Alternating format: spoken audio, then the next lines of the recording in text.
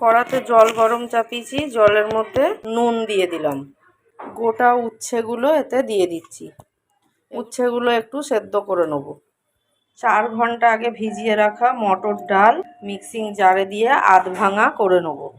কড়ায় সর্ষের তেল দিয়ে কালো জিরে ফোড়ন দিলাম, কাঁচা লঙ্কা দিলাম, আদা কুচনো আর রসুন কুচনো দিয়ে দিলাম। আদা রসুন কুচনোটা একটু নেড়ে নিয়েছি। এবার কুচনো পেঁয়াজ দিয়ে দিলাম। এগুলোকে একটু ভালো করে ভেজে নেব।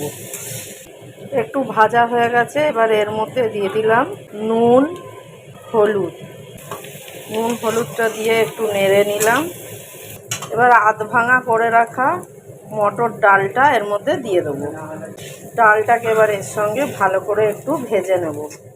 হাফ চামচেরও কম আমচুর পাউডার নিয়েছি, নিয়ে এটা এর মধ্যে দিয়ে দেবো। আমচুর পাউডারটা ভালো করে এর সঙ্গে মিশিয়ে নেব। ডালের কাঁচা গন্ধটা যাওয়া অবধি ভেজে নিতে হবে। ডালটা ভাজা হয়ে গেছে, এবার এটাকে নামিয়ে নেব। নামিয়ে ঠান্ডা করে নেব। সেদ্ধ করা উচ্ছেগুলো ঠান্ডা হয়ে গেছে। এবার এই মাঝখান দিয়ে একটুখানি চিড়ে নিচ্ছি।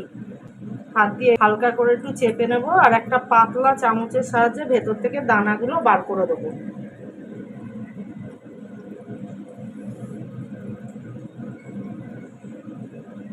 সব দানাগুলোকে এইভাবে বার করে নেব। ভেতর থেকে দানাগুলো ফেলে দিয়েছি, একদম পরিষ্কার হয়ে গেছে ভেতরটা। এভাবে সমস্ত উচ্ছেগুলোকে এইভাবে পরিষ্কার করে নেব। ভাজা ডালটাকে হাত দিয়ে একটু এইভাবে ডলে নিতে হবে। ডলে নিয়ে তারপর এইভাবে এর ভেতরে পুরটা ভরে দিতে হবে। এইভাবে সবকটা উচ্ছেকে আমি রেডি করে নেব।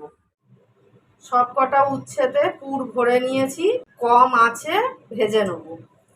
সাদা তেলে এক এক করে সবগুলো বসিয়ে দেবো।